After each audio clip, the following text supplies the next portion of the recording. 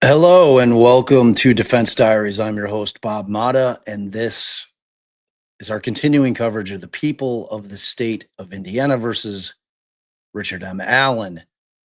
So I delayed probably about 2 minutes because I'm waiting for Allie to get ready. She's definitely joining me. She was running a little bit late. We have a sick youngster. I had planned on going live with this on Friday, but we had real life poke its head in and say, hey, you got other things that you have to do. So I did not get to hang with you guys Friday, Saturday, or Sunday. I was contemplating doing something Saturday. And again, we had sick little girl, so she took precedent. So, oh, there she is. She's getting ready. She's all panicked. She panicked. She can't hear me down either. here on So my shit. I could say all kinds of right. stuff. Are you plugged in? Ooh, do you have the Ethernet cord plugged in? I can't hear a word you're saying, so I guess it's me. I think you're not plugged in. Are you sure you're talking? Yes, I'm sure I'm talking. Did you plug in all the stuff? All right. This is going to be awkward, y'all. Settings. This is going to All be right, I'm leaving until I can figure this out. Way to go. Wait. I was going to go down there. So, all right. Allie will get it figured out. I'm sure I screwed something up. I was just recording with Lauren down there before this live for Murder on Songbird Road.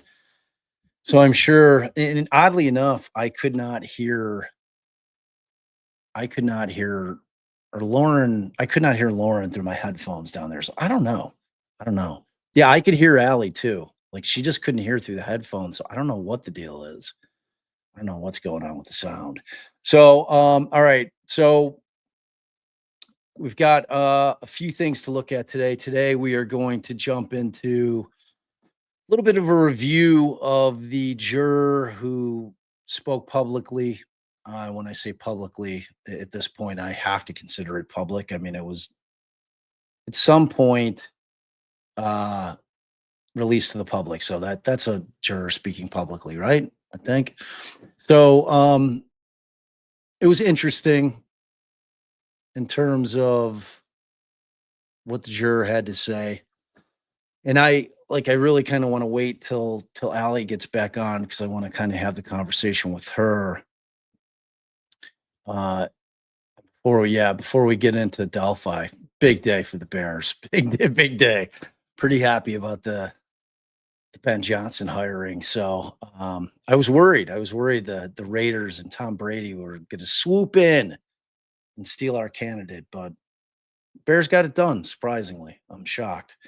Now I just hope he's the right guy. Like that's the only other part of that. But I digress. I'm sure there's plenty of people out here who are not sports fans who don't want to hear anything about the Bears. So I will spare you. That. I will say hello, beautiful humans. I've missed you guys. It's been a couple days. And while we're still waiting for Allie, tomorrow, if you don't know, the second part of our interview with Brad Rosie, he will be joining us, and that should be interesting. His beloved Notre Dame is playing tonight for the national championship, so hopefully for him, he'll be in good spirits. I'm rooting for Notre Dame myself, mostly because as an Illinois guy, I detest Ohio State.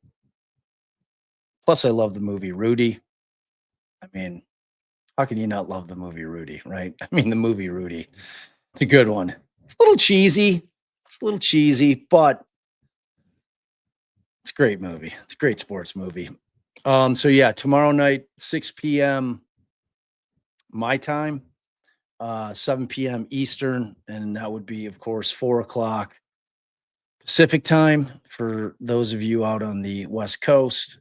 And in terms of I think it's early enough that it's not an obscene hour for our friends across the pond. It's like midnight-ish, maybe a little later. At least it's not like 3 for all our folks out there that have to typically do replay. So maybe they'll be up late. They could jump on with us and do a little live. Live's fun. Live's fun. We've got such a great community here that it's always exciting and fun to commiserate with fellow true crimers. You couldn't get the headphones figured out? Nope. I don't know what you did, and I don't know if the sound's gonna echo through from my computer into my mic, and so I don't know. I don't think it will, but I had the same problem with Lauren. I couldn't get either set of the headphones. Like I couldn't hear her. Well, I've never had a problem. Me either. I didn't touch anything other than plug the thing in. So I don't know what it was. Like I couldn't get the headphones to work. It's got like it was weird. I don't know. We'll have to try to figure it out.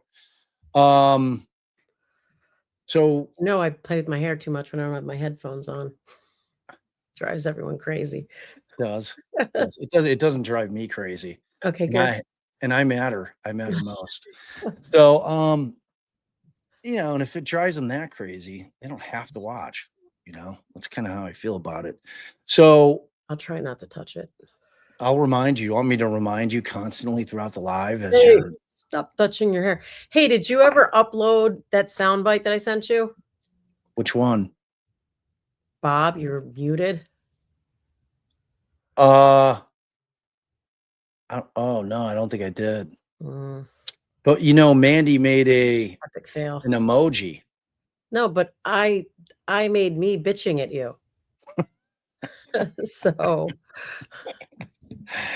wait, is it you're bitching at me or you're just trying to make me aware of the fact that I'm speaking while I don't muted? know. It sounds a little like bitchy. No. I think it's you're just wanting all my words to be heard, right? Right. That's it. true. That's it. So you are aware that we're covering the juror speaking, right? Are you aware of that? That's our There was that one. We went with this one. Wait, that wasn't what we went with. What?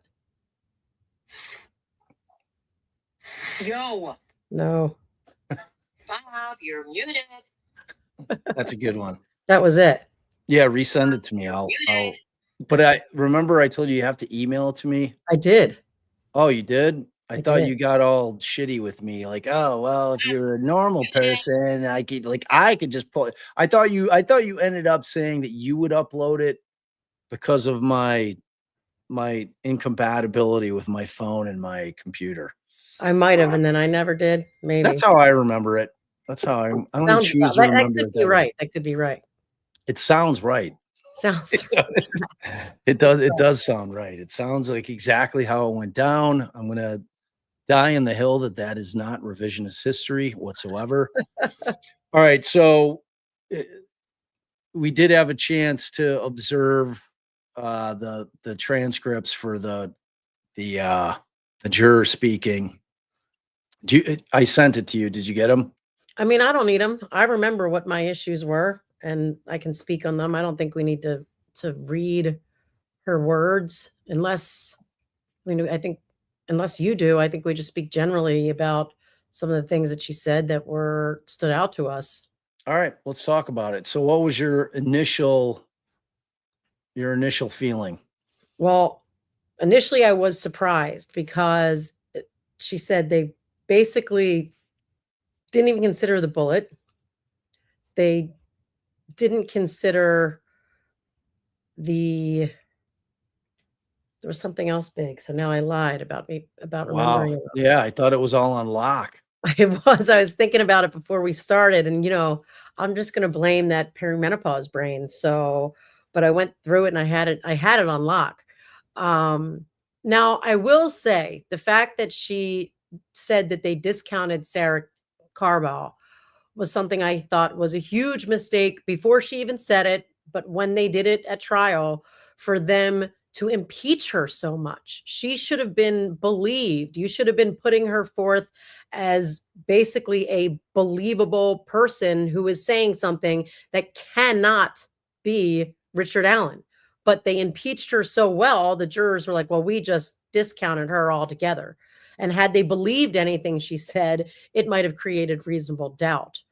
But between all the things that they didn't believe, the decision that despite all of that, they were 100% convinced that he was the man he is bridge guy, and that was all they needed, is for him to be bridge guy.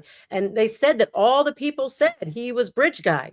I'm like, they specifically mentioned Voorhees, who was one of the people who very clearly, undeniably to me, described someone who could not be Richard Allen. He had curly hair. He had hair that you could see outside of his hat. He was taller than her. I mean, there was literally nothing about the person that she described that makes you think she described Richard Allen. And I even asked, I mean, before we heard about this juror, I asked Andy, am I mistaken? Or did none of the jurors testify that I know they didn't point out the person I saw is Richard Allen. He's there. But they didn't even say the person they saw was bridge guy. So that I found shocking. And they discounted so much of what could have. I think they even discounted oh no, they put a lot of weight on the van. Put a lot of weight on the van. A lot of weight on the van. Yeah. A lot of weight on the van. So my initial instinct was good get. It was a good get. Everybody had been wanting to hear from a juror. So from that perspective, I have to say I thought it was a great get. Critically speaking, and no matter how much they try to shit on me, even though I reject it as all utter nonsense. From a truly subjective standpoint, they just didn't ask any hard questions. Like that was disappointing for me. It's like, if you're being intellectually honest, ask some hard questions. Like I feel like we asked some pretty tough questions for, when we had the lawyers on. I didn't consider that to be a puff piece, with any of the lawyers. I mean, I kind of remember you yelling me about some question I asked Baldwin after the live. You're like, can't believe you asked him that. I'm like, well, it needed to be asked. So there's just a lot of things. And I guess the things I would have wanted to see are some more kind of probing questions and, some more discussion about the evidence. There just wasn't a whole lot in there. I can say the one thing that I felt was most troubling from a lawyer, juror perspective, and this juror perspective, which I don't have very high hopes would be something they could use on appeal, although I think it should be, was that she said they were all afraid to sit in that room with him. They were scared of him. They talked about being scared of him. Now, obviously, this is a completely different Excuse me. Obviously, this is something that a completely different process that they have where jurors can talk about the evidence. I don't know that that's something they can talk about. Now, we had a similar, I call it similar, but the closest situation I can think of. We made a challenge, a post-trial motion on the fact that the jurors had an out-of-courtroom interaction with the defendant that made them scared, and that those jurors who were either frightened, scared, or took whatever from it, and I'll explain it in a second, told the other jurors what happened and conveyed that they were afraid of him. So this was a situation where they thought they saw the defendant in the parking lot, and they thought the defendant saw them. He was in, they said, in a truck. And that when he saw them, he glared at them, or somebody glared at them, and then he glared at them in the parking lot and then peeled wheels, like intentionally peeled out of the parking lot, like in an aggressive manner. From that point forward, they asked for a escort from the building to their cars. They talked about that happening. So at least that was something that I thought should have warranted relief, as far as something that happened outside of the courtroom that wasn't evidence, that influenced the jurors, and then was brought back into the jury room. And even that wasn't enough in that situation. And I don't know if it was something that they brought up on appeal, because I didn't follow the appeal. I didn't follow the appeal closely. I'm sort of interested to go back and see if they did raise it. However, that being said, I'm not sure that their fear in the courtroom would be enough. Now, I hate to keep, what do you think about that? I don't know. I don't Yeah, wanna no, keep- I think will. that's legitimate. And there were a couple of things about that. One, you have to think again about the show of force that was taking place in that courtroom. Like I have never been in a courtroom that had that many armed cops standing around in a courtroom. I mean, like the importance of that, if you're just thinking about it in terms of a juror walking into a room and they see at least 8 cops in there, 4 in the well, 2 sitting right behind Alan, and then 4 more just stationed around the courtroom. I mean, like, what is your natural instinct going to be like? Holy shit. Like, is this guy like a monster or like what?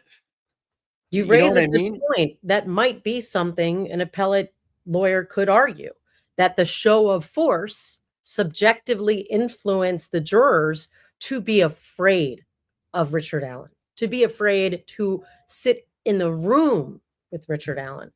Obviously, the counter argument that could be made is they're afraid to sit in a courtroom with anyone charged with these offenses because they don't really believe in innocent until proven guilty. But I do think that show of force, I mean, you were in the courtroom every day. So I didn't, that wasn't something that I was thinking about, despite it must have been something that you've talked about on your lives. But that could be something to show that show of force had a subjective influence on the jury. But you can see how that could definitely be said to be purely speculative, but Yeah, maybe but not. it's the same concept as why defendants at trial, and now we're seeing a trend that even pre-trial in cases that are being streamed, where they're streaming all the pretrial hearings, are wearing civilian clothing. It's the same concept. It's the exact same concept. You don't bring the defendant in shackles in their prison garb, because it immediately gives the opinion of guilt. Right. It gives that inference. So, and And it's no someone that difference, you're supposed to be afraid of. right? And it's the same thing. Like you got 8 guys in there, whatever. I mean, there was just always like just a massive show of force in there. So, like that was one of the things um, that I think I definitely agree with you on that fact with respect to this juror's kind of response. And then the other thing that really stuck with me was this description of Rick Allen having weird eyes, and that they were at some point that they started having like a staring. Some of the jurors had staring contests with them. It's just weird. It's just strange. But before we even jump into kind of the more of the specifics, I just want to say that I've seen a lot of comments on Twitter. I've seen a lot of comments on some of the lives that I've caught of some of my friends. I know T and Sleuthy did a read through over on criminality. And I know that I think Ange did something with it. But like I don't get the same feeling. And again, I think that this probably is because we deal with jurors a lot more. Like she seemed like a typical juror to me. She seemed like just kind of like like we don't get to talk to many of them after the fact. So, but like it just seemed like a kind of a normal person. Like I know people were shocked and mortified about like preconceived notions and like their thoughts on the defense attorneys and like like it's the things that I'm always talking about. Like everything I felt that it basically substantiated everything that I've been saying on this channel for the 13 months, 14 months that we've been doing content over here, and the 3 years that I've been doing a podcast. That jurors are just normal folks who have no idea how the system works, that come in with preconceived notions about defense attorneys, that come in with preconceived notions about cops being truthful, that come in with preconceived notions about the state is more trustworthy, like all of those things. And those all were said like directly by this jury. It proved our point, because we both are constantly saying those things, and we talk about how we always try to address them during voir dire, and it's frustrating, but it's the reality. We can't pretend like it doesn't exist in the real world, because it does. So to me, she seemed like a typical juror. And that played out with her impression of Brad, that he was intimidating and almost trying to intimidate them, when he seems to me a very, like, Andy is much more laid back, and I want to say Southern charm, but not really obviously Southern charm, but than your average lawyer is, at least those I'm used to. I'm from the East Coast, so you don't even get as sort of friendly maybe as Brad can be sometimes, and I'm thinking, wow, if they find him intimidating, do they find me intimidating? Like, it's like you're kind of supposed to be to the point, like you've got a job to do and you're doing it, so that's horrifying. And they found him so intimidating and like really didn't like him in a lot of ways, it seemed. And it's just a shame. Yeah, And then it's strange. It's strange because, I sat in for all but one day, and that was the day that you went on that Saturday. And they have very different styles. All three of them do. Like I think Jennifer is leans closer to Brad in terms of personality, in the sense that she's no nonsense. Like she's not necessarily trying to warm up to the jurors, but oddly, they liked her. they loved her. Like I think she used the word, I loved Jennifer. I thought she was great, which again proves our point as to why we always feel it's so important to have a man and a woman at that table for both sides. It'd be interesting to know how the men felt, what their impression of Jennifer was, because I wonder if it would be as I'd almost just lean towards knowing, prejudices and that the men didn't take her as well as the women did, but maybe they did. But it would be It'd be very interesting to know. I can tell you that after we finished that, I think I commented to you, Bob, that they need to just literally blow up the entire system, like the entire system. Whatever we thought was a good system, the best you can get, you know, in a bad situation kind of thing. Like at least we've got something. It's like we've got nothing.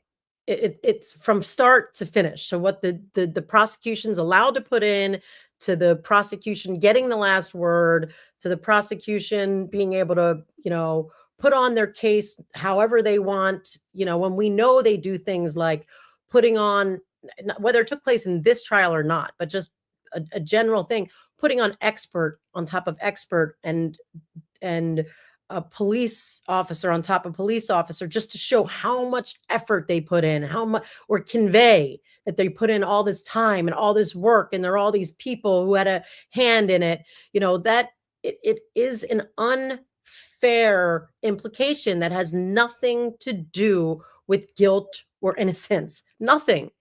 And this whole, you know, it's supposed to be something that weighs in favor of the defendant all the time. That's the way criminal law is supposed to be, but nothing weighs in favor of the defendant ever, just from opening to closing. You know, well, I guess not opening because they don't get the second word there, but you know, everything, you know, including the final word in closing. It's just Yeah, and I mean the counter argument. I obviously agree with everything that you just said, you know, but the devil's advocate position is that the state has the burden, so therefore they're given, you know, those what I also construe as advantages, especially when you get to, like, I've always had an issue with rebuttal cases. Like no, you put all your shit out there, and then the defense puts their case on, and that should be it.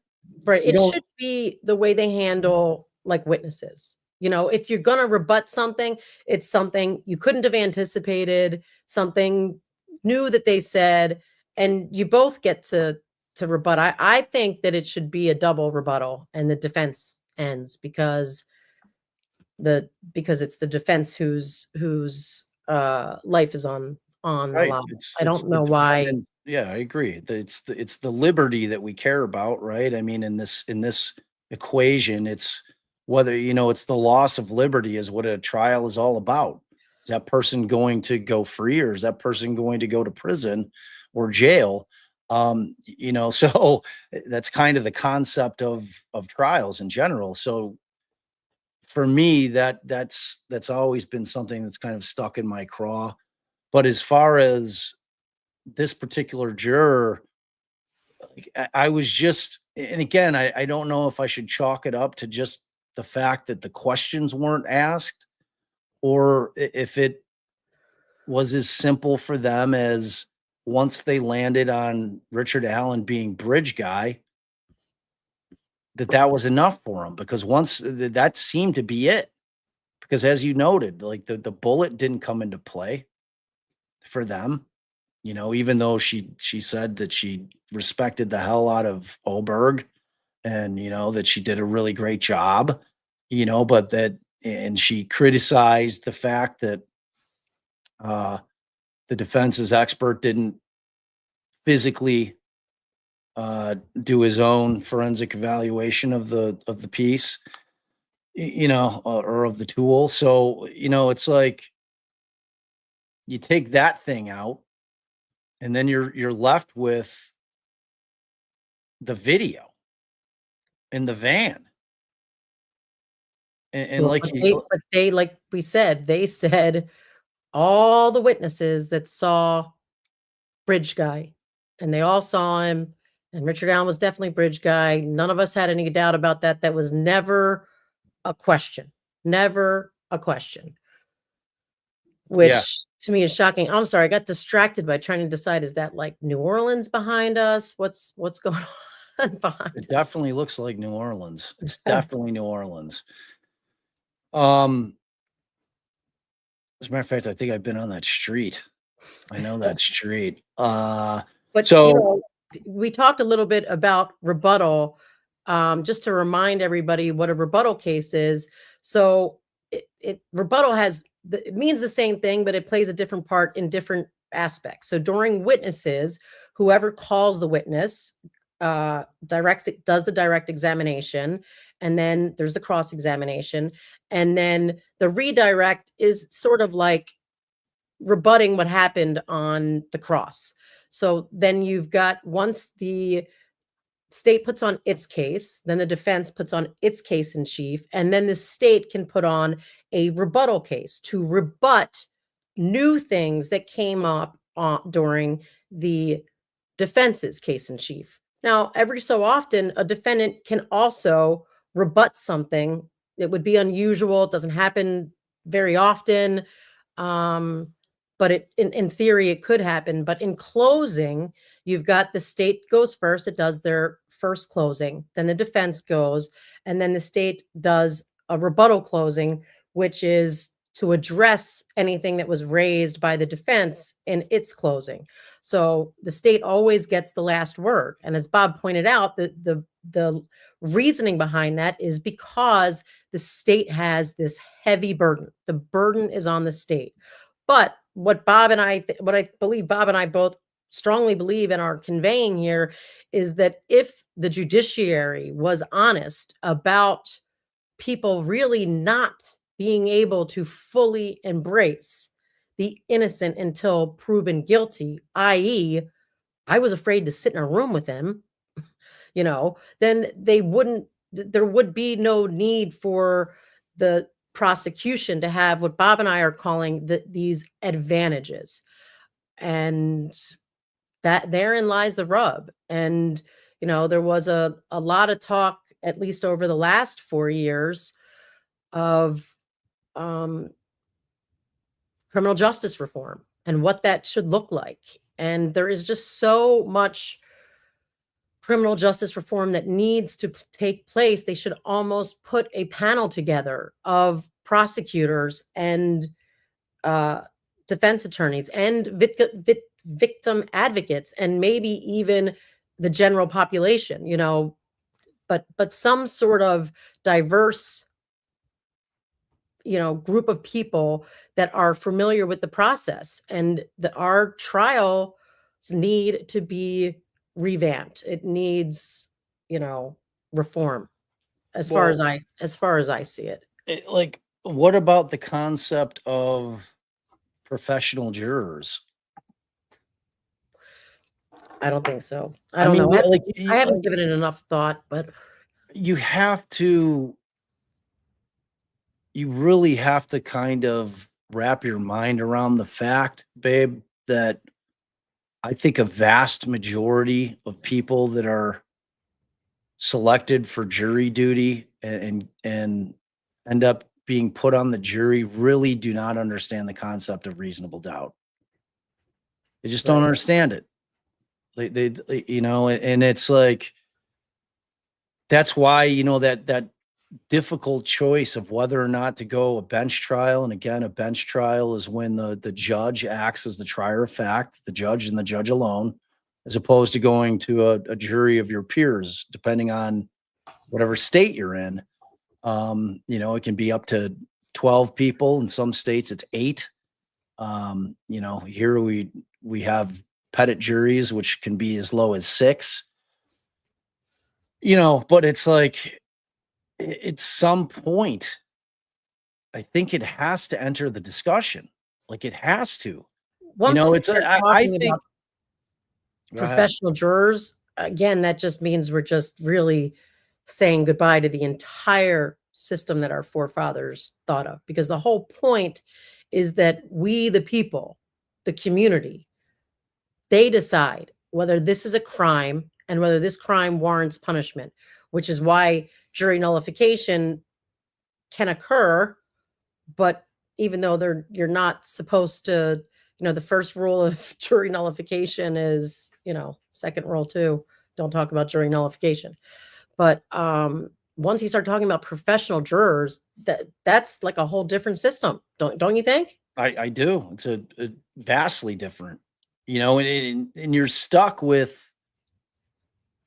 some of the same issues that you have with just citizen jurors, wherein you're always concerned about pretrial publicity. I mean, obviously, if you're employed as a professional juror, that's still very much in play.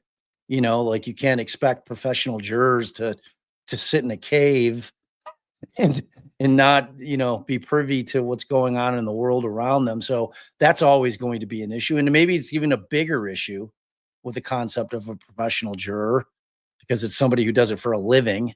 I mean, like I don't know how you control that.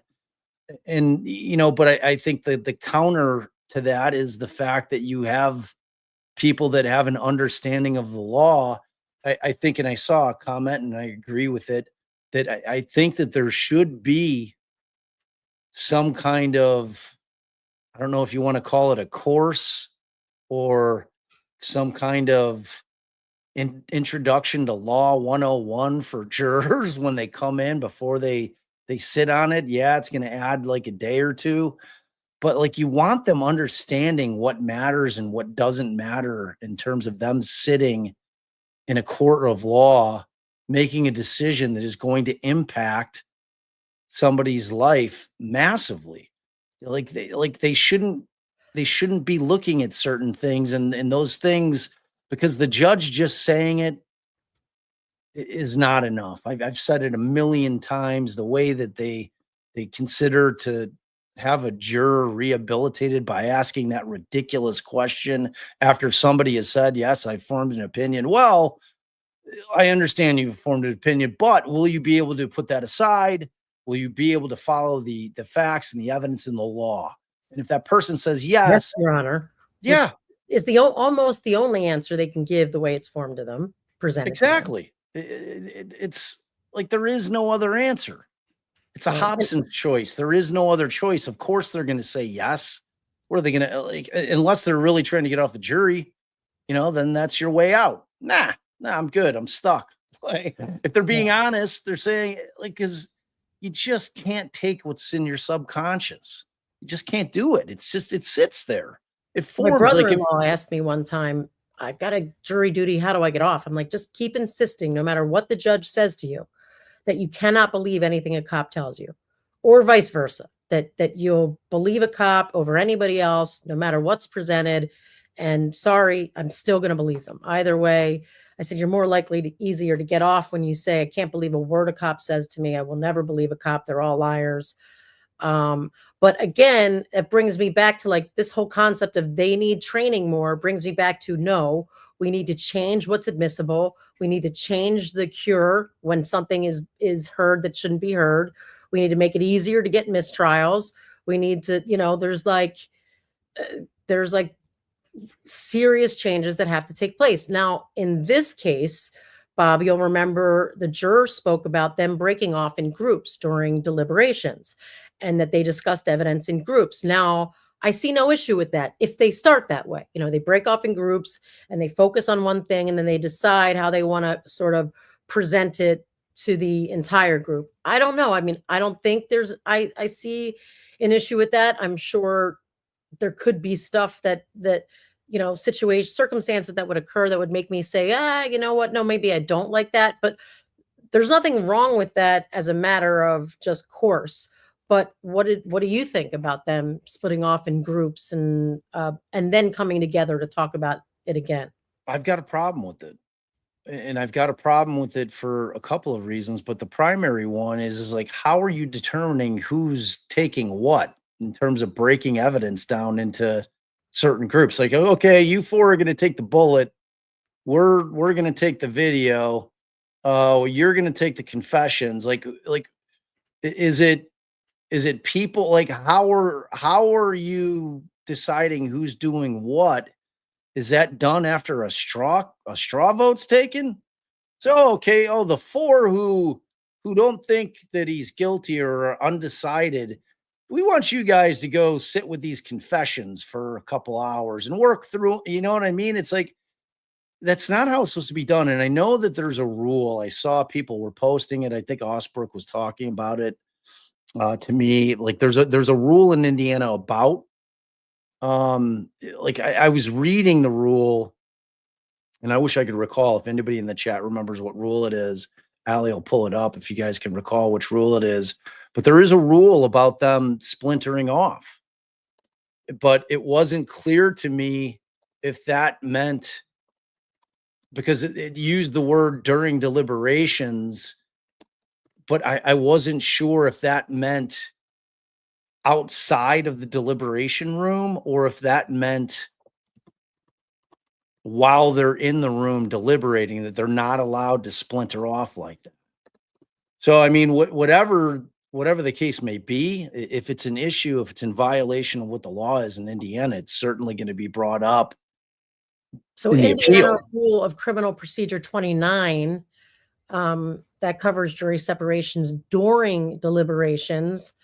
The court may allow jurors to separate during deliberations, but only with certain instructions. Jurors cannot discuss the case with anyone, including other jurors, attorneys, parties, or witnesses. I think this means if a juror is, I don't know if that's the rule that they were talking about. Jurors cannot express an opinion about the case. Jurors cannot read or listen to an outside account of trial. So maybe that's if they, if they're sequestered or something. I thought there was more specific language. Is that, you said and that was Rule 29? Yeah, I'm not sure if that's the rule that it was. I don't know what it means to separate. So it says the court in its discretion may permit the jury in a civil case. But then it says B, the court shall not permit the jurors to separate during deliberations in a criminal case unless all parties consent to separation and instruction found in Section A of this rule are given. So A, before juries are permitted to separate, the court shall instruct them while separated. They shall not discuss the case amongst themselves or with anyone else, not talk to attorneys, parties, or witnesses, not express any opinion about the case, not listen or read. I think it means, so I think if I remember correctly, now I'm remembering that they used to have something where like the jurors couldn't leave, like literally until they had a verdict. So like back in old, way back, they just had to sit there for days and days and days and not even leave the room. But we'll need to talk to an Indiana lawyer about it, what exactly that means and how it's implemented. But I don't think that has to do with them being in the deliberation room talking amongst themselves. But if Michael found an issue with it, well, then that's the answer. I can't remember if he found an issue with it or not. I just know it was a topic of discussion. But the appellate lawyers certainly who are very good. Like he got exactly who they wanted him to get. So they're certain if it's an issue, they're going to bring it up. I mean, that we can feel secure about in terms of that particular issue, but kind of like going back to just this concept of jurors and what they do in real life when they're sitting in on these cases. Like this was like in terms of the fact that it was definitely a softball interview, it still was very enlightening in the fact that it really, because it was so softball, they talked about a lot of softball-y type things, like which lawyers did you like? And like you and I talk about this all the time. Like like in theory, it's never supposed to be a popularity contest, but in cases where it's close, in cases where there is not smoking gun evidence, who that jury likes matters. Like that, And like, they talked about how organized, prepared, and together the state was. In the limited times that I was in the courtroom, I saw the exact opposite. Like they couldn't get things to work. I remember the state not having exhibits ready to give the jury and then leaving and making copies and coming back in and asking if they can hand a copy to each juror. And I can't imagine what they were talking about as far as the defense not being as organized and together as the prosecution. But, you talk about people having questions about, we the people having to be involved on the front end and bringing cases forward. Well, that's what a grand jury is. Literally, that's what a grand jury is. And there again is where something needs to change. New York allows, I can't cite the specifics, but a defendant can, in my understanding, go in and testify or bring a witness forward. I don't know if it's bring any witness forward or if it's just bring them forward, but they can have a role in the grand jury process. And, I think change in the grand jury process when when the sayings, to every judge, no matter who you are, everyone knows you can indict a ham sandwich or whatever the saying is. That right there is where reform needs to begin, and putting more balanced information in front of a juror before you get to a trial. Yeah, I agree completely. And it's like, I recall that the juror was saying things like, that the defense looked confused, that in the mornings the prosecution would come in and look like they were ready and more professional. It's like these little statements that seem kind of on their face to be somewhat benign are really the opposite of that. They're not benign. They're showing just an absolute bias towards the state walking into those courtrooms, And an and inability to comprehend reasonable doubt, like you that's and many that's of our listeners, viewers are saying. that's what I'm trying to say, man. And it's like, and I'm not like, I'm honestly not faulting that juror. I mean, that is what people are accustomed to believing, that defense attorneys are just scumbag bottom feeders trying to get guilty people off, and that cops are the good guys and prosecutors are the heroes because they're putting the bad guys away. And it's like, people just, it is ingrained concepts that I don't know that will ever be cured, And I'll tell and you, it's disheartening because I kind of felt like with everything that happened over the last, I don't know, maybe 8 years or 6 years, that no matter what side of the aisle you on, if you were like more prosecution sided versus defense, if you were, Republican, Democrat, whatever, that you saw so much, I don't want to say corruption, but dishonesty. No matter, again, on which side you're looking at this, there are people who felt that presidents were wrongfully accused, and people who felt you just saw state actors doing things, again, from every different perspective that you could look at it, doing things wrong and aren't trustworthy and have agendas. And I just thought that was going to translate into jurors being harder on the prosecution, on the state, on the government, giving defendants more of the benefit of the doubt. And this is one of those cases that proves no, it doesn't. I mean, should there be some level of like intelligence testing when it comes to jurors? And I'm not saying, I'm not talking about this juror in particular at all. I'm saying in general, like, I mean, there has to be a baseline. You have to be able to read and write, right? To be a juror. Like, shouldn't that be a requirement? Right? I don't I know. I'm assuming I don't know. I think voir dire is supposed to sort of be that kind of testing, but I mean, I guess you could give them logic testing before, but that again defeats the entire purpose of we the people, deciding if what they think the person did something wrong, whether they think the prosecution has proved their case, and whether they think that what they did should be punished criminally. Yeah, well, I mean, therein lies the rub, though. like if you got a bunch of folks that just don't get it, like don't understand it, like, I mean, the fear is that we're always going to have jurors that are ruling from a place of emotion as opposed to facts and evidence. Because Right. I mean, like the more you heard from this juror, the more you realize that very little of their verdict had anything to do with evidence.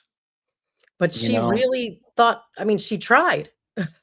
It seemed that she thought she tried. She thought she was open-minded. She thought she was considering both sides. But there were so many things that she said. And again, I'm going to point to stuff like I was afraid to sit in the same courtroom with him, and the thing that you mentioned about them looking at his eyes and having these staring contests, and just things that are kind of just ingrained. And, I know Bob mentioned this, and I'm just going to reiterate it so no one takes us out of context. Neither Bob nor I are saying we think the juror who spoke, nor any of the jurors in this case, were not intelligent enough to sit on a jury or didn't use that intelligence. As you can tell, we have used this as a jumping point to talk about the jury system in general. So that's where that is coming from. And you've got, people wondering, well, do we know this was an actual juror because of timing, or the fact that it was the podcast that it was? I mean, obviously none of us know, but I go out on a limb and say they would have done their due diligence and made sure that the person that they were yeah, speaking to. I'm not gonna even go out on a limb. I'm 100% that that's an actual juror. That would be insane. Like there's no, like, no matter what you think of them, no matter what I think of them, there's no way they're putting a fake juror on there. Like that's like career suicide. That would be just insane. So like I feel very, very, very confident, 100% confident. I'm going to go 100% confident that that was one of the actual jurors. I did hope it was going to prompt other jurors to come forward, or an alternate, So like did I. somebody. I mean, like she clearly felt that they were a safe haven. It's like I could see why a juror wouldn't want to come on with us. I mean, like I'd be asking a lot of hard questions. I'd be asking a lot of questions about the evidence, and like, how do you reconcile this? If you can tell me how you reconciled this, I'll feel a lot better about the way you came down.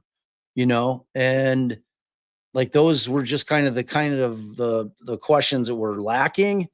Um, And I felt that, but I also kind of get it. Like when you get a get like that, you know, you're probably hoping that you can get other jurors, and you're probably going to lean towards going a little more softballish, I guess. I don't know. It's like you're like, oh, because if you go hard at one juror, like the rest of the jurors would be like, man, I'm good. like that's my verdict, and I'm sticking with it, and I'm not going to go on that dude's show and explain it to him because he was asking all kinds of questions.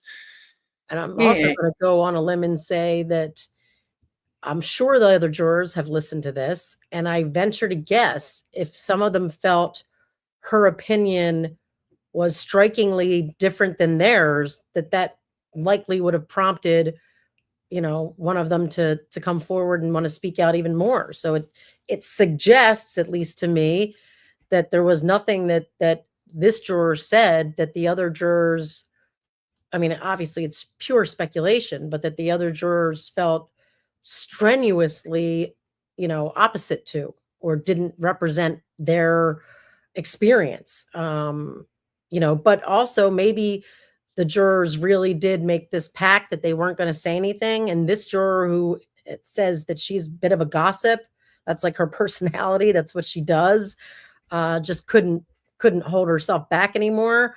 But if all you listen to from start to finish is that one podcast's opinion of things, of course you're going to feel Vindicated. reaffirmed in your Right. any doubt that you had, any concern that you had. You've got this whole different perspective, incorrect perspective of many of things that were happening when I say like in the gallery and, oh, what Richard Allen's looking at and who he's looking at and what this one's doing and why, like all of that was wrong on so many levels. Not even to speak about the opinions of and interpretations of like the evidence in the case itself, just like the things going on around them and reading people and just coming up with their own, inventing their own storyline behind everything that's going on, left jurors thinking like, okay, I knew that's what was going on, or whatever the case may be. I'd like, and I'm That's a scary proposition too. And like the one of the bigger takeaways is all those things that you were talking about just right there, that when she starts talking about it in an interview format, that there's no self-realization that like, oh my God, like I didn't realize like I was doing a bunch of things that probably affected the way I thought about the case. Like there was never that aha moment where like, yeah, I thought that the defense was unprepared and I thought that the prosecutor was more professional. And I thought that, it's like all those little things, like the staring contests and just all those things that you have to realize at some point, I would think, are affecting your ability to be able to judge. And it just doesn't seem like that ever dawned on her. I don't know. Like, it's a scary proposition, but like one of the other things that, oh, sorry, babe. I was done.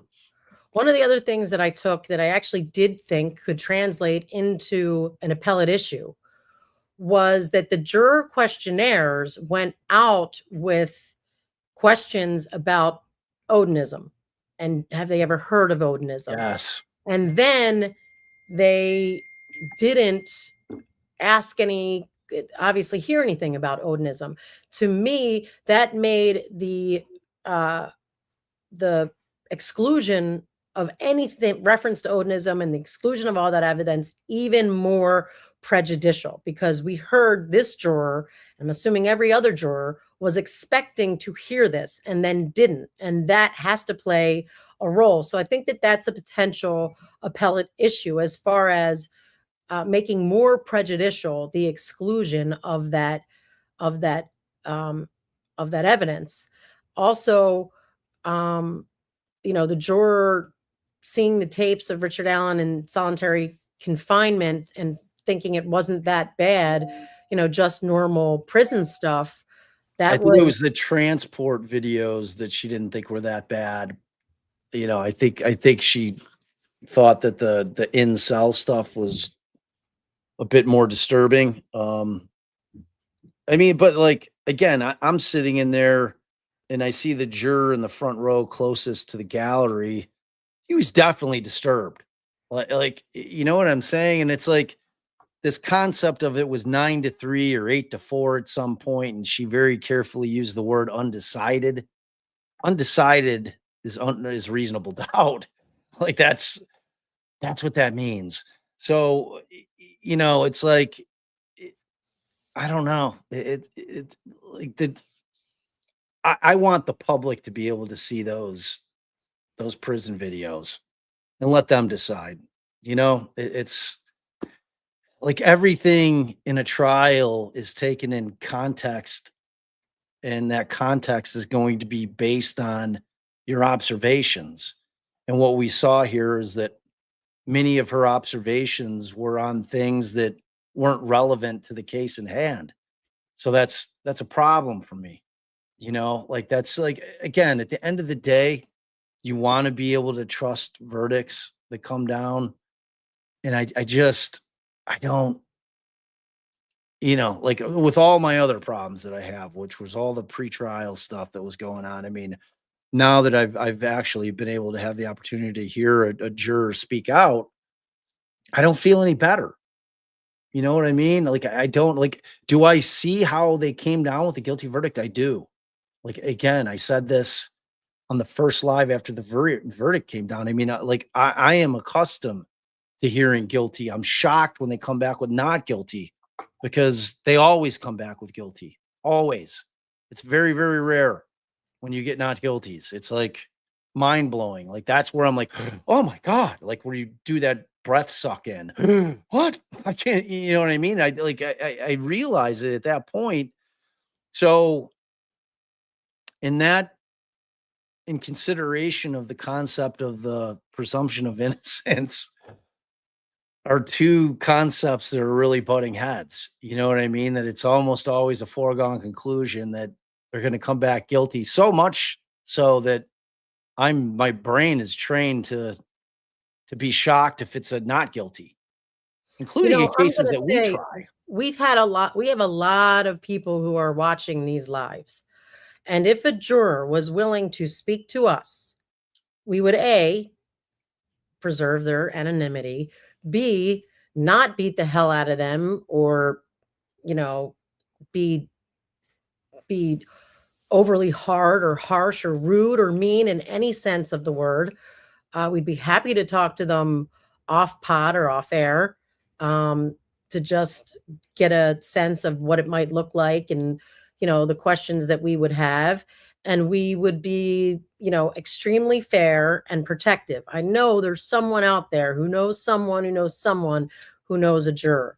So if you can get a juror to contact us, um, you know, we would be fair and we'd love to hear from somebody. And even more, at least let them talk to the defense. We had Jennifer say, like even if they just were able to talk to them about what it was about my, something that I did that made you feel a certain way, like, um, Brad, for example, like, well, what was it specifically that was intimidating about, what I did? I mean, they just have very benign questions if no one wanted to talk about the evidence or this or that.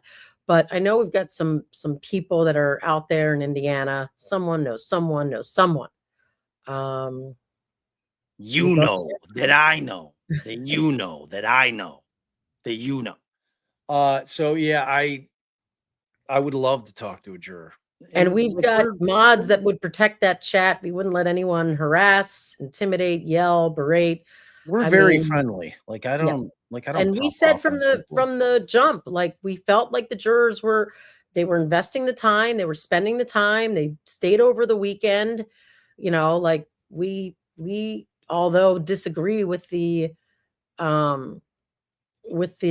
outcome, or we've got some questions about it, that doesn't mean that we think the jurors didn't do their jobs, to the best that they could given the situation in our system as it is. And um I so that's all I have to say about that. Hey, That was like Forrest. that was like the what's his Forrest name Gump. ending. Yes, Forrest. Forrest Gump ending. Oh, That's that's what he why. said. Oh, sorry. Oh. So Uh, yeah, I think that ultimately, like my takeaway is that what'll be interesting to see is if this thing ends up getting remanded. It's going to be a very interesting conversation out here in these streets. It's oh going yes, to be for sure. very, very interesting. And I find if I'm Brad, Andy, and Jennifer, I find this thing to be instructive. Brad's not going to change a goddamn thing about how he practices and how he tries cases. He's going to be like he is who he is. And the same with Andy, the same with Jennifer. Like the lawyers are not going to morph their process or their personality in order to try to win jurors over. I didn't find Brad to be at all intimidating, but like I have also said he's not warm and fuzzy. Like Andy's that warm and fuzzy guy. I've said that like a million times. Like Andy's just got that aw shucks kind of thing going on, He's like, oh shucks, Right, and he's the just more direct you are, the more just to business you are, and the more, we saw it with me when I spoke to a witness, and they said that I was intimidating because I was making it abundantly clear, I'm not here to schmooze you, be your friend, and try to get you to say what I want you to say. I just want you to tell me the truth, And that, I guess, Brad being more to the point, down to business, asking the questions, they found intimidating. And when I talked earlier about the questionnaire and that being something that could possibly make the exclusion of evidence of Odinism more prejudicial, and possibly a grounds for a new trial. Yeah, that would tell you that the juror questionnaires went out before Gull made a ruling on Odinism, obviously, right. or would have never been on there. That's right. And we know that didn't happen until it wasn't even, I think, requested until 15 days before. No, as a matter of fact, she addressed the jury questionnaires going out on the first day of the 3 days of hearings, wherein she barred that testimony coming in, the third party culprit defense. So that happened that day. So she's like, all right, we all agreed on the questions that are going to go out, and that went out. So, and like, I don't know if people are getting what you're trying to say about that, but the fact is that when they send out questionnaires talking about some kind of weird shit like Odinism, and it's brought up specifically as a question that you have to answer on the questionnaire, and you're like, what? Like, I don't. And then you sit there in the trial and you never hear anything about it. It's strange because I don't know what the timing on this was, but it was at least a couple of months after the verdict came down, right? At least like November, mid-November, December, January, so February. So like two months in, like after, so like a lot of people were like, oh, well, what are these juries going to do, or the jurors going to do when they get out into these streets and they're reading about all this stuff and hearing about all the stuff that they didn't get to hear? They're going to be furious. Well, she wasn't furious, but she also listened to that podcast from beginning to end, she said, Right. which was it's all context. You know what I mean? Like staying in your little vacuum. Yeah, it's and I know people had a question about, like, how do jurors find out things that happen not in the courtroom? I know, for instance, this juror did mention that after trial was over, they explained to them what happened that day on the bus or the van, when she said all they knew at the time was like the van sped up and was driving crazy. This was the story about someone pulling up to them on the side of the van, taking a picture, the van taking off, the judge getting the woman in there and getting her phone, and it ends up, it was just like a sightseer, someone like, hey, look, something's going on in this town today. Because they had like the whole, what's it called when you have like the escort? What do they call that? an Like escort, when you're driving and they have an escort. motorcade. Yeah. So she found that interesting and took a picture, and they thought it was somebody who knew the case and knew what was going on, and that they were trying to identify the jurors or intimidate the jurors. So it was a big, huge thing, but they didn't find out about it until after the case was over. And then they felt like they wanted to explain to them what happened that day and why the van sped up and took off, and, and all of that stuff. And Yeah, that's what I was just talking about there, Nicole. Like, I don't know. I mean, this particular juror mentioned it, like, kind of in passing. They certainly didn't dig into it with her, but it certainly was something that a lot of people were thinking was going to happen. Again, I'm sure that they all have. Which goes to the point that Allie was talking about earlier. If there is a juror out there that has dug in and does want to have discussions, I mean, but like, that's a really uncomfortable conversation to have if you're a juror. And then if you listen to this podcast, you feel like, shoo, okay. I didn't get anything. But I'm saying, like, listen to that. What's a really uncomfortable conversation is if you've found a man guilty and you've now sentenced them to 130 years in prison. At the end of the day, that was the result of their verdict. And you're sitting there and you're like, oh my God, I think I did the wrong thing. Like, that's a hard conversation to have with anybody. Even with yourself. Especially with yourself. Right. So you're going to get that sense of, okay, I didn't, if you listen to just that podcast from start to finish. Like, okay, whew, that's a relief, and maybe not even want to look past it, because yeah, like Bob's saying, I mean, I can't put myself in that scenario, and I'm surely going to want to find any reason to not feel that way just because it's human nature, you know. Yeah. Yeah. And we saw it the in the Avery case, in the first case that he was found to have been wrongfully convicted and was ultimately released, where the witness, the person, the victim, said that, like, when she, after all of this and how much she became convinced that Stephen Avery was the perpetrator, like when she closed her eyes and relived it, it was him that she saw. But she came to terms with the fact that that was wrong, and it hurt her, deeply. And she acknowledged that, like, I was so sure of this, even when I relive it, it's him that I'm seeing, and then she came to decide that it was wrong. And, so again, it seems like this juror might have started to have some questions when she dug in, and then let those go once she listened start to finish to that specific pro prosecution podcast.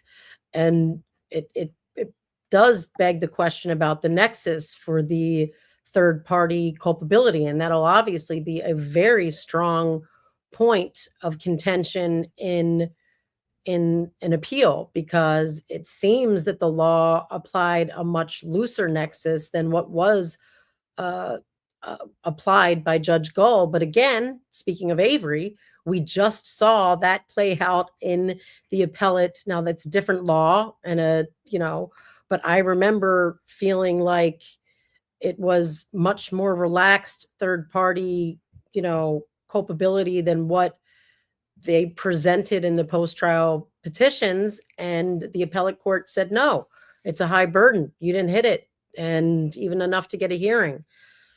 So unfortunately, the law is not so black and white when you talk about things like what is a nexus. And, the appellate court can kind of lean the way they want to lean and find the law to support whichever side of that nexus scale they want to be on. Is it this way? Is it this way? Is it that? How heavy is it? I mean, like in this particular matter, you can take the Facebook posts of one of the individuals, you can take the confession of one of the other ones. I mean, if that's not a nexus that's just short of solving the case, because it can't be that you have to solve the case. Otherwise, there's no such thing in the defense as ever bringing a third party culprit forward, like because you've solved the case. Do you understand? It's like, oh, well, you couldn't prove they were at the bridge at the time. Okay, well, if I had done that, they'd be the ones on trial. Like if the cops had been able to put their phones or them there somehow, then they would have been the ones arrested. So, like that whole concept is like what, like how much do you need in order to bring a third party culprit defense? And Like, if you need seriously. more than what this defense had, then they need to change the law in Indiana about what is considered a nexus. And this brings us back to jury reform, criminal justice reform. And you bring up the question of mock juries. Now, the way I think it should work is, if the state is going to use a mock juror or any version of that, then the state should pay for the defendant to get the same thing, because that's not something, unless you're extremely wealthy, it's not something in a criminal trial that a defense firm can do, when you've got so many other things that you'd have to put your money towards. So if the prosecution is going to be allowed to use state funds to do a mock jury, or again, like any version of that, I think that, criminal justice reform should allow for the defense to have funds, state funds, to do the same thing. It shouldn't be a benefit that only the state has because they can use the funds however, they've got a $4 million budget, whatever the case may be. Yeah, and to answer the question just flat out, I love the concept of mock juries, but exactly what Allison's saying, you can't afford them. Like you got to go, like, find somebody to go, like, suck in 12 random people that are willing to sit in on a 2-week mock trial. It's like you have to be exceptionally wealthy. They're just not available to the common person, and you're just not going to see it happening. I mean, like who wouldn't want a practice run at a case? Right. I mean, And the like, way we always do it, like, we find friends on, like, that we know, just the minds of certain people. Like, I love to use our producer, Darren. He was someone I used to run things by, and my mother, who is sort of more of like your average person, very, I'd say, naive about the system. She's going to be leaning towards prosecution just as a matter of her norm. She's going to tend to believe a police officer. Like, you're really going to have to show her something to change her mind. So I run things by my mother, but it's like by no stretch of the imagination, an entire case or a mock jury. It's like a, 10-minute sort of roundup. If they showed you this, this, and this, and I show you this, this, and that, what do you think? But yeah, I think mock jurors are extremely beneficial, but that one side shouldn't have it at their fingertips while the other does not. yeah, and kind of like one of the last things I want to talk about with respect to the this particular juror is that it struck me with how much, at least as to this one particular juror, how much of a dud the phone jack thing was.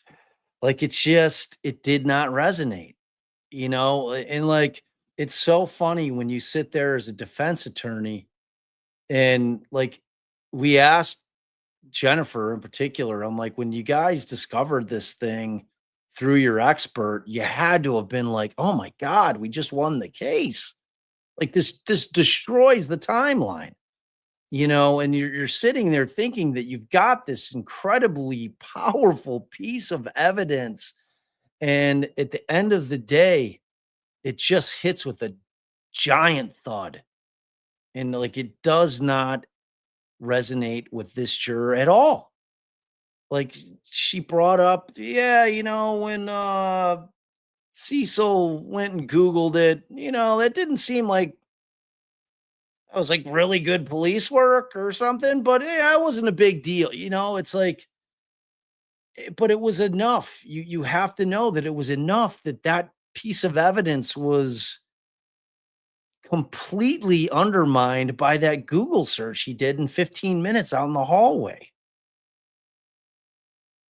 Like, so an expert who trains the feds, her testimony was completely undermined by an Apple, like, phone support group or whatever they call That those. didn't make any sense, because for their timeline to work, the phone would have already been wet and not functioning.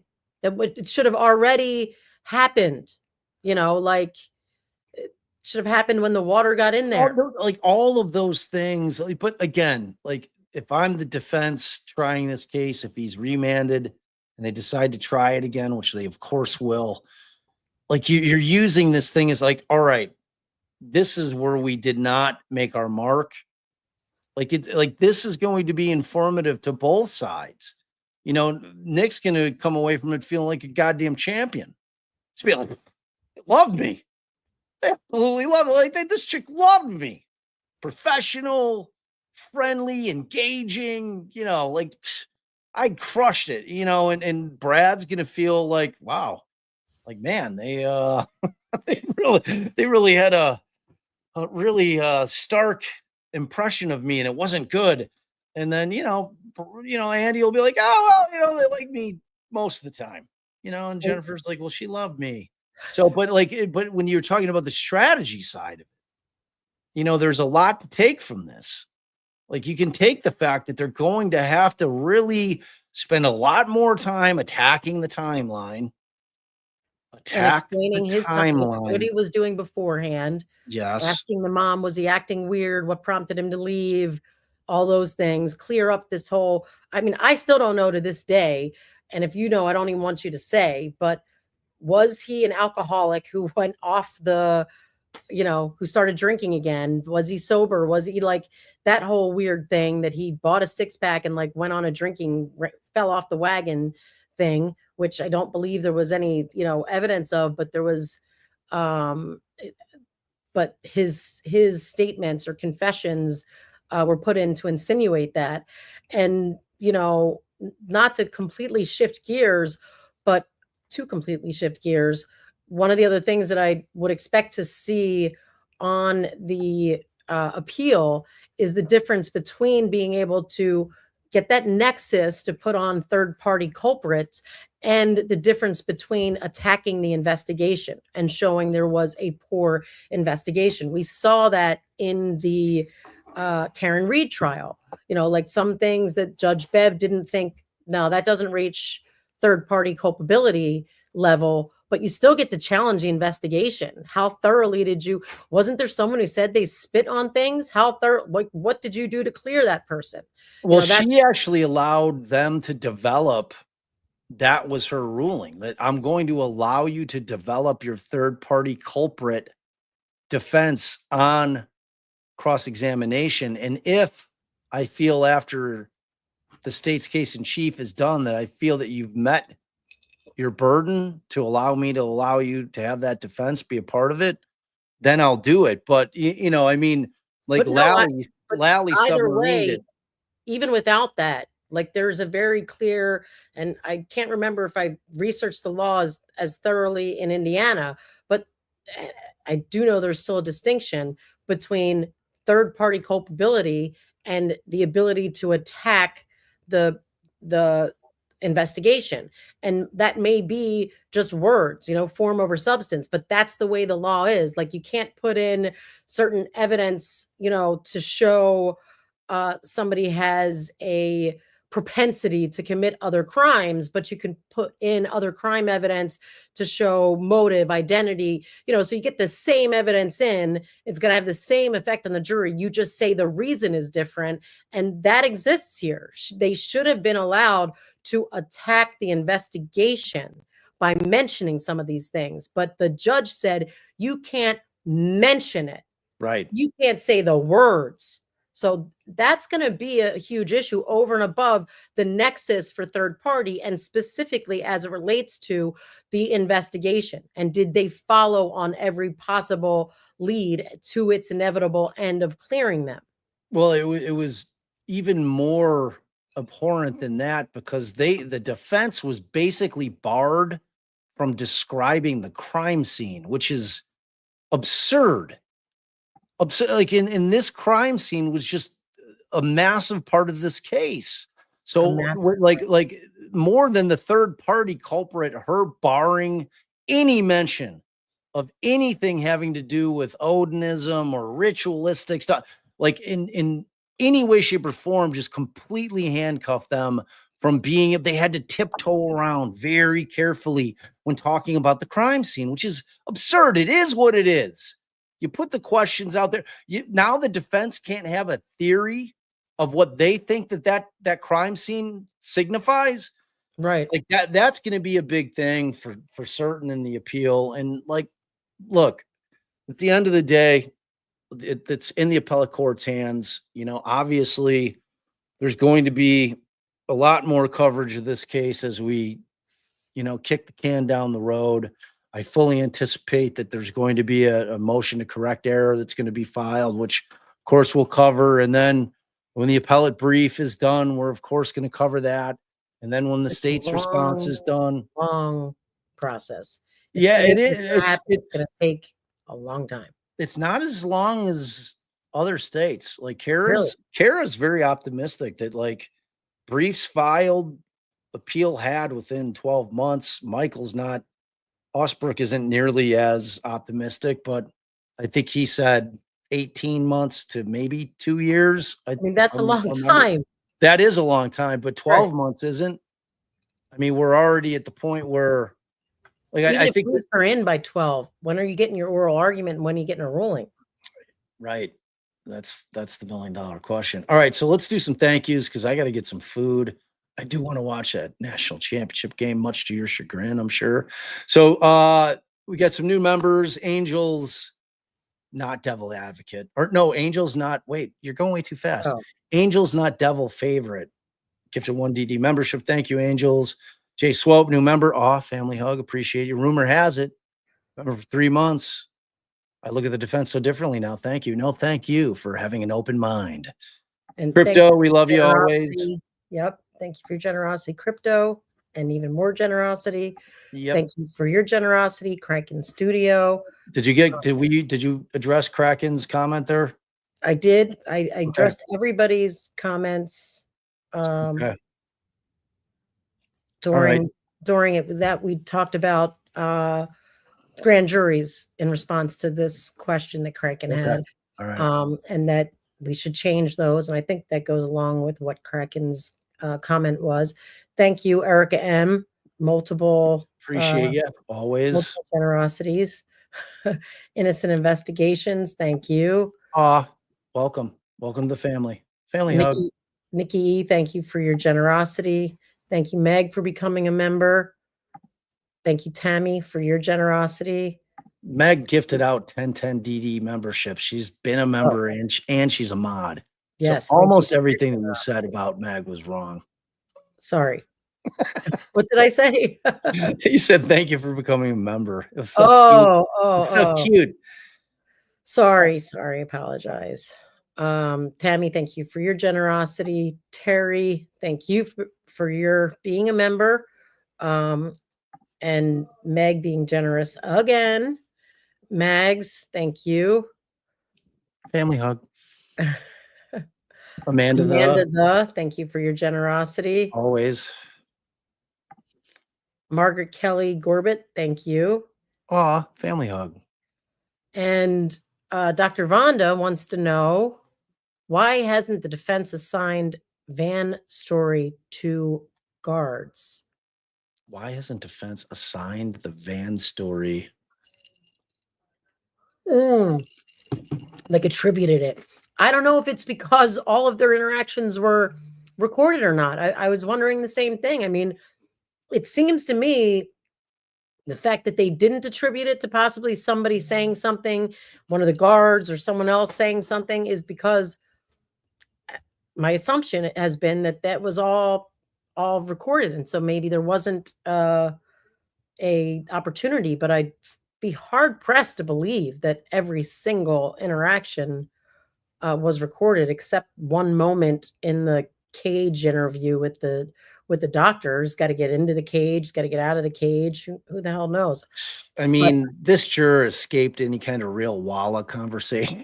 like, oh my God. Or any discussion about the crime scene. Did you guys think there was anything strange about it at all? Did you think that one person could have done it? Did you think that those sticks were to cover things? Any Did of you it, talk all about of it. the sticks? Did Yeah.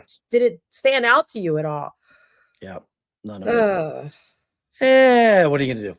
All right, so you guys rock. All right, remember, tomorrow night, 6 p.m. Central, part 2. Brad, Rosie, he'll be here hanging out. Hopefully, he'll be glowing from a big ND victory tonight. If you're a Buckeyes fan, sorry about that. Sorry, not sorry. Wait, NG on a Buckeyes fan? No, glowing from ND.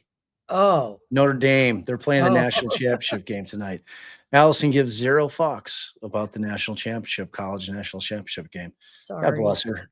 And so that's 7 Eastern, 6 our time Central, 4 West Coast, and that'll be 5 Mountain. And then for our friends across the pond, it'll be late. It'll be late, but not crazy late. So we hope you guys will join us for that. It should be interesting. I'm obviously going to bring up some of this stuff with Brad about the juror. Can't wait to see how it affected him. Did he weep? Did he cry himself to sleep for a week? I'm going to hazard to guess no. It's a hard no. And, we've got a lot of other stuff. Like we were going to start getting into some of the nitty gritty. We talked about a lot of the procedural stuff. And like, this is the one where we're going to get to talk about the evidence to whatever extent he's allowed to talk about it. And we'll put it out there for our members to put. Yeah, I'll put the community, I'll put a community post out for questions tonight. We're going to have no commercials during the live, but will after the live. Yeah. And that'll be, I think that'll be a great live. So we hope to see you guys there. We always enjoy your company. We always enjoy you guys making up the best chat in the land. And make sure, please like, share, subscribe. If you're on Replay Crew, leave a comment. It really helps get us into the algorithm. That's what they tell us, at least. So, all right, you guys, thank you guys so much, because without y'all, I'd just be an old man talking to himself.